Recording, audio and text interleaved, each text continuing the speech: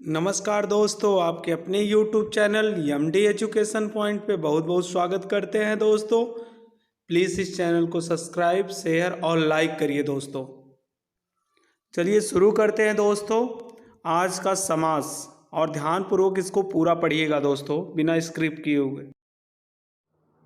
दोस्तों आज ट्रिकी समास हम लोग पढ़ेंगे, यानी आज तक आपने जहाँ पे भी समास पढ़ा है, जैसा भी समास पढ़ा है, लेकिन दोस्तों आज हमारे YouTube channel MD education point पे अगर आज आप एक बार समास पढ़ेंगे तो समास की सभी चीज़ें क्लियर हो जाएंगी।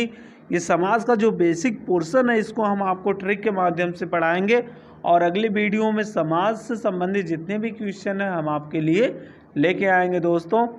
तो आज हम लोग पढ़ेंगे समास, तो ये सब पूरे ट्रिक पे आधारित रहेंगे। जितने भी समास आपको हम पढ़ाएंगे तो वो पूरे ट्रिक पे रहेंगे। तो दोस्तों चलिए ध्यान दीजिएगा, आप कापी कलम लेके नोट कर लीजिएगा दोस्तों, और पूरी तरीके से इसको समझ लीजिएगा। आप एक जगह इसको सब कलेक्ट कर लीजिएगा दोस्तों। ये वीडियो बहुत ही इम्पोर्टेंट है दोस्तों। चलिए शुरू करते हैं। पहले हम देखते हैं समास किसे कहते हैं, यानी समास की परिभाषा क्या होती है दोस्तों। तो शुरू करते हैं। दो या दो से अधिक शब्दों के मिलन से बने नए शब्द को समास कहते हैं। ध्यान दीजिएगा दोस्तों, इसमें कहा जा रहा है दो या दो से अधिक शब्दों के मिलने से बने नए शब्द को समास कहते हैं दोस्तों। यानी शब्द मिल रहे हैं दोस्तों। क्या मिल रहे हैं दोस्तों? शब्द।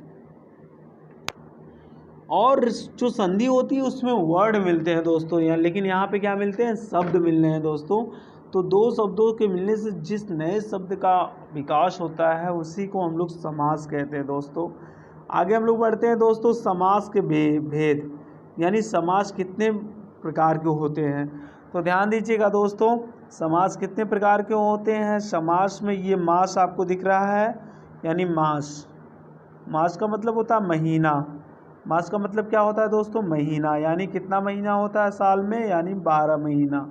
इसी महीने का आधा आप कर दीजिए, इसी महीने का आधा हम लोग करेंगे तो कितना आएगा? 6। यानी समास के कितने भेद होते हैं दोस्तों? तो हम कह सकते हैं समास के 6 भेद होते हैं दोस्तों। ध्यान दीजिएगा, महीने का पूरे साल में महीना 12 होता है, उस महीने को हम लोग आधा कर देंगे तो कितना हो जाएगा? 6। यानी समास के कितने भेद होते हैं दोस्तों? 6 भेद होते हैं। चलिए हम लोग देखते हैं कौन से 6 भेद होते हैं। चलिए पहला समास जो होता है दोस्तों, अव्ययी भाव समास, ये पहला समास होता है। दूसरा समास होता है तत्पुरुष समास दोस्तों। तीसरा होता है कर्मधारय समास। चौथा होता है द्विगु समास, और पांचवा द्वंद्व समास, और छठा होता है जो दोस्तों बहुव्रीहि समास। आज ये समास आपको बिल्कुल मुंचवानी रट जाएगा दोस्तों। प्लीज़ इस वीडियो को पूरा देखिएगा, और ये वीडियो आपको अच्छा लगे तो प्लीज़ लाइक, शेयर और सब्सक्राइब कीजिएगा। चलिए आगे हम लोग चलते हैं। सबसे पहले हम लोग देखेंगे अव्ययी भाव समास दोस्तों। अव्ययी भाव समास हम लोग देख रहे हैं दोस्तों, यानी पहला समास यही है। तो इसका ट्रिक क्या होता है? प्रथम पद प्रधान। यानी दोस्तों ये क्वेश्चन ही पूछ लेता है कि अव्ययी भाव के बारे में अगर क्वेश्चन पूछ लेगा तो पहला क्वेश्चन यहीं से बन जाता है, वह कौन सा समास है जिसका पहला पद प्रधान होता है। तो दोस्तों इसका आपका राइट आंसर क्या हो जाएगा? अव्ययी भाव समास। और इसका या छोटा होता है, पहला पद या तो प्रधान होता है या तो छोटा होता है दोस्तों। जैसे इसके उदाहरण से आपको हम समझा रहे हैं। जैसे हो गया यथा संभव, यथा धन संभव, यानी ये आगे का जो हम लोग इसको आप विग्रह कर रहे हैं, ये आगे का जो शब्द है ये छोटा है कि नहीं संभव से। तो इससे भी हम लोग अव्ययी भाव समास को पहचान लेंगे दोस्तों।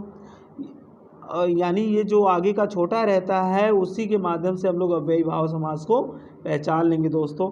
या तो हम इस तरीके से पहचान लेंगे, जितने भी उपसर्ग होते हैं दोस्तों वो अव्ययी भाव समास के उदाहरण होते हैं, यानी जिसमें उपसर्ग लगा होता है। यानी यथा संभव, यथा एक उपसर्ग है।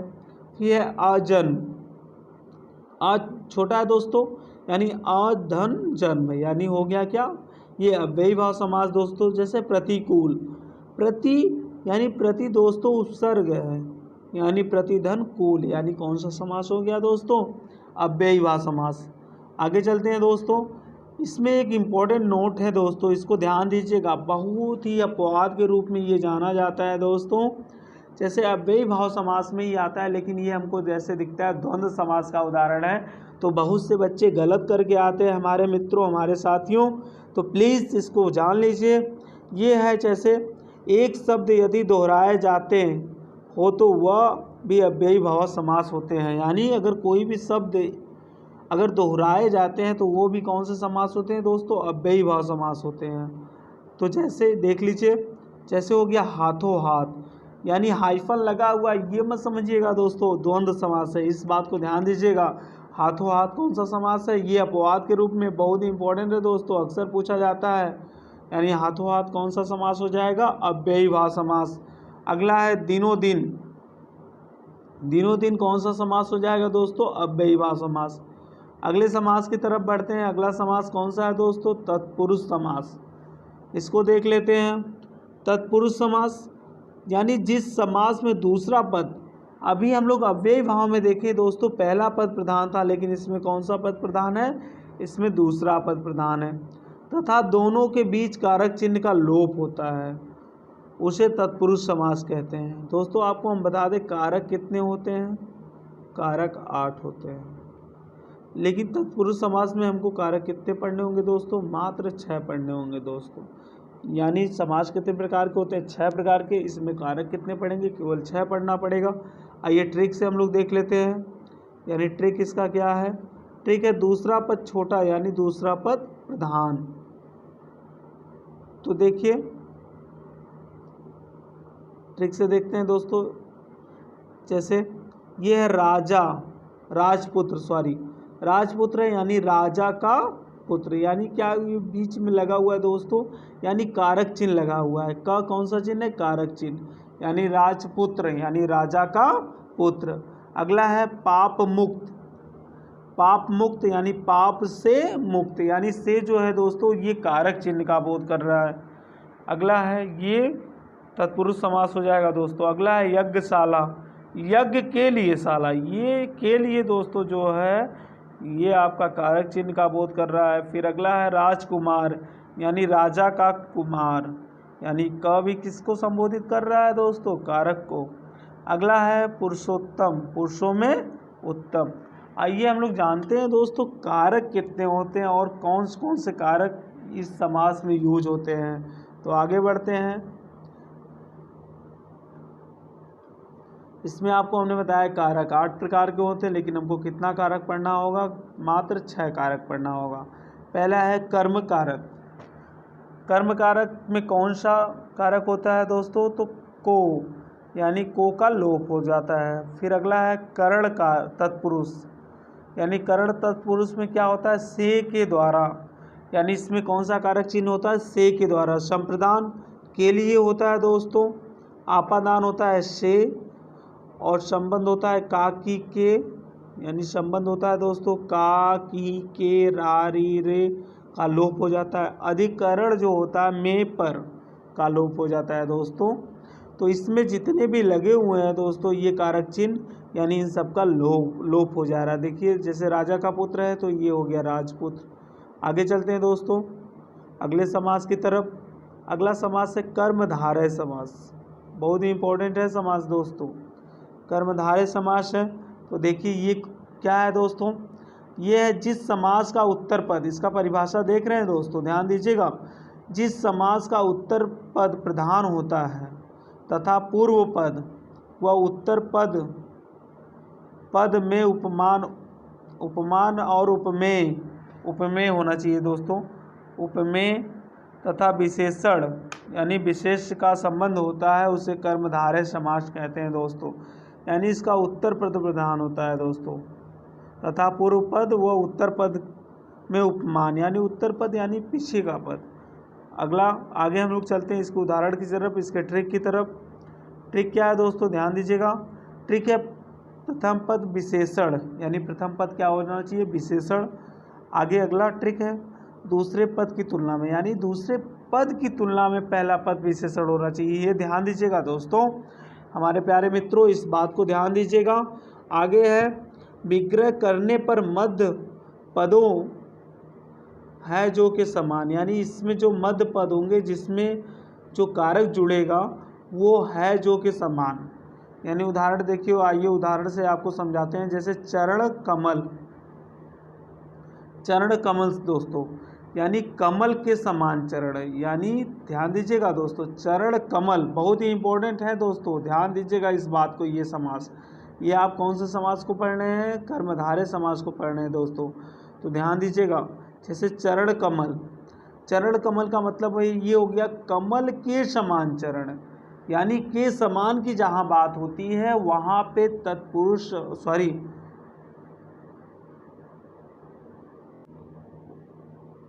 वहाँ पर कर्मधारय समास का बोध होता है दोस्तों। जिस प्रकार से चंद्रमुखी, तो चंद्रमुखी का क्या हो जाएगा? चंद्र के समान मुख, यानी चंद्र के समान मुख के समान की बात हो रही है, तो कौन सा समास हो जाएगा? कर्मधारय। अगला है मृग नयनी, यानी मृग के समान नयन। फिर आगे है महापुरुष, महान है जो पुरुष। अगले क्वेश्चन की तरफ हम लोग चलते हैं दोस्तों, अगले समास की तरफ, अगले समास को हम लोग देखते हैं द्विगु समास। ये भी आपके लिए बहुत ही इंपॉर्टेंट होने वाला है, तो इसकी परिभाषा हम लोग जान लेते हैं। इसकी परिभाषा से ही हम इसको पूरा हल कर लेंगे। तो इसकी परिभाषा है, जिस समास का प्रथम पद संख्यावाचक होता है उसे द्विगु समास कहते हैं दोस्तों। यानी जिस समास का पद संख्यावाचक होता है उसे कौन सा समास कहते हैं दोस्तों? द्विगु समास कहते हैं दोस्तों, यानी संख्यावाचक, जिससे 2, 4, 6। जैसे दोस्तों इसके उदाहरण को हम लोग देख रहे हैं, उदाहरण को देखिए। जैसे चौराहा, यानी ये हो जाएगा 4 राहों का समूह, यानी चौ लगा है यानी चौराहा। फिर आगे तिरंगा, यानी 3 रंगों का समूह, यानी तिरंगा। आगे फिर चतुर्भुज, यानी 4 भुजाओं का समूह। जैसे त्रिभुज पूछ लिया, तो ये पूछ लिया कौन सा समास है, तो आप कहेंगे द्विगु समास है, क्योंकि आगे इसमें संख्यावाचक बोध हो रहा है। तो दोस्तों आगे हम लोग चलते हैं अगले समास की तरफ। हमें उम्मीद है कि ये आपको द्विगु समास समझ में आया होगा, यानी जिसमें संख्यावाचक की बोध होती है, इसमें संख्याओं का बोध होता है, वो आपका द्विगु समास होता है दोस्तों। आगे चलते हैं अगले समास पे दोस्तों। अगला समास है आपका द्वंद्व समास दोस्तों। द्वंद्व समास ध्यान दीजिएगा दोस्तों, द्वंद्व समास आपका बहुत ही इंपॉर्टेंट है, यानी इसमें दोनों पद क्या होते हैं? प्रधान होते हैं। द्वंद्व समास में क्वेश्चन भी पूछ लेता है कि कौन सा पद प्रधान होता है, तो द्वंद्व समास में दोनों पद प्रधान होते हैं दोस्तों। इसमें दोनों पद क्या होते हैं? प्रधान होते हैं दोस्तों। आगे इसमें होता है यहाँ पे होना चाहिए दोस्तों विग्रह, विग्रह करने पर और अथवा एवं लगते हैं। फिर आगे दोनों शब्दों एक दूसरे के उल्टे हैं, यानी द्वंद्व समास एक दूसरे के विपरीत होने चाहिए दोनों ही शब्द, यानी दोनों शब्द एक दूसरे के उल्टे होने चाहिए, यानी विलोम होने चाहिए, और इसका विग्रह करने पर अथवा एवं लगते हैं। आगे और दोनों शब्दों के बीच में हाइफन चिन्ह लगा हो, यानी ये दोस्तों हाइफन चिन्ह कहा जाता है इसको, यानी ये जो चिन्ह होता है ये हाइफन का चिन्ह होता है दोस्तों। इसके उदाहरण पे आते हैं हम लोग। इसका उदाहरण जैसे दिन, रात, दिन, ये बीच में हाइफन चिन्ह लगा हुआ है कि नहीं, तो इसका मतलब ये हो जाएगा आपका द्विगु समास, द्वंद्व समास। यानी रात दिन, यानी ये आपका द्वंद्व समास हो जाएगा न, यानी इसका विग्रह हम लोग करेंगे रात और दिन। पाप पूर्ण, इसमें बीच में हाइफन लगा हुआ है, यानी ये कौन सा समास हो जाएगा? द्वंद्व समास। यानी जहाँ पे बीच में हाइफन लगता है तो वो कौन सा समास हो जाता है दोस्तों? द्वंद्व समास हो जाते हैं। जैसे गुण दोष, तो इसका विग्रह करेंगे गुण और दोष। आगे हम लोग बढ़ेंगे दोस्तों। अगला है बहुत ही इम्पोर्टेंट, वेरी वेरी इम्पोर्टेंट जो समास है दोस्तों, वो बहुव्रीहि समास है। बहुत अधिक परीक्षाओं में पूछे जाने वाला जो समास है वो बहुव्रीहि समास है दोस्तों। तो इसको हम लोग देखते हैं। तो ये इसका सबसे पहले हम लोग परिभाषा देखते हैं दोस्तों। परिभाषा क्या है? कोई भी पद प्रधान नहीं होता। सबसे पहले ये जान लीजिए, ये क्वेश्चन भी पूछा जाता है कि कौन से समास का कोई भी पद प्रधान नहीं होता, तो आपका राइट आंसर क्या हो जाएगा? तो आपका राइट आंसर हो जाएगा दोस्तों बहुव्रीहि समास का। यानी कोई भी पद प्रधान नहीं होता, दोनों पद मिलकर किसी तीसरे पद की ओर संकेत करते हैं, यानी ये ध्यान दीजिएगा, दोनों पद प्रधान नहीं होता है और दोनों पदों से जो अर्थ निकलता है वो किसी तीसरे की तरफ संकेत करता है दोस्तों। तो इसका ट्रिक देख लीजिए, इसका ट्रिक विग्रह करने पर कोई तीसरा अर्थ निकलता है, यानी हम लोग विग्रह करेंगे तो इसका कोई और अर्थ निकलेगा। तो आइए देखते हैं। ये है जैसे कि पहला है एग्जाम्पल नीलकंठ, यानी नीलकंठ का अगर हम लोग विग्रह करेंगे, नीला है कंठ जिसका, यानी किसका कंठ नीला है, तो हम लोग किसको कहते हैं, अर्थात शिव जी का। यानी शिव जी को माना जाता है वो विष पिए थे इसीलिए इनका कंठ नीला है। यानी क्वेश्चन क्या है, नीलकंठ यानी एग्जाम्पल, तो इसका हम लोग विग्रह करेंगे, नीला है कंठ जिसका अर्थात शिव जी। यानी नीलकंठ एक शब्द हो गया, इसमें कोई भी पद प्रधान नहीं है, यानी इसका संकेत किसकी तरफ जा रहा है, शिव जी की तरफ जा रहा है। अगला है दशानन, यानी 10 सिर वाला अर्थात रावण, यानी 10 सिर किसके पास था भाई, 10 सिर दोस्तों किसके पास था बताइए, रावण के पास, यानी दशानन का मतलब हो गया रावण। अगला है चतुर्भुज, देखिए दोस्तों वहाँ पे भी चतुर्भुज आपको मिला था और यहाँ पे भी आपको चतुर्भुज मिला, तो आप कंफ्यूज मत होइएगा। देखिए द्विगु समास में भी आपको चतुर्भुज मिला था और यहाँ पे भी आपको चतुर्भुज मिला। तो दोस्तों अगर चतुर्भुज दे दिया और ऑप्शन में दे दिया त्रिगु समास और बहुब्रीहि समास, तो सबसे पहली प्राथमिकता आप किस पे करेंगे, बहुब्रीहि समास पे करेंगे। बहुब्रीहि करेंगे तो वो आपका राइट आंसर हो जाएगा, यानी 4 भुजाओं वाला अर्थात विष्णु, यानी किसको माना जाता है 4 भुजाओं वाला, विष्णु। तो इस बात को ध्यान दीजिएगा दोस्तों, ये गलती आपसे ना होने पाए। अगर ऐसे कोई भी चीज़ आते हैं जैसे चतुर्भुज, तो ये आप अगर बहुब्रीहि भी ऑप्शन में है और बहुब्रीहि भी ऑप्शन में है दोस्तों और द्विगु समास भी ऑप्शन में है, तो आप किस पे टिक करेंगे, बहुब्रीहि पे टिक करेंगे। वीडियो पूरा देखने के लिए धन्यवाद दोस्तों। प्लीज़ आप हमारे कमेंट बॉक्स में आप ज़रूर बताइएगा कि ये समास का चैप्टर आपको कैसा लगा। प्लीज़ दोस्तों हमारे चैनल को सब्सक्राइब, शेयर और लाइक करिए। धन्यवाद दोस्तों।